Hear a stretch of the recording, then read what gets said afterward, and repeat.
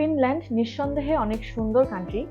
এখানে আমরা চিন্তা করতে পারি একটা সুন্দর লাইফস্টাইল, যেখানে আমরা উইথ অর উইদাউট আইএলটিএস এ যেতে পারবো।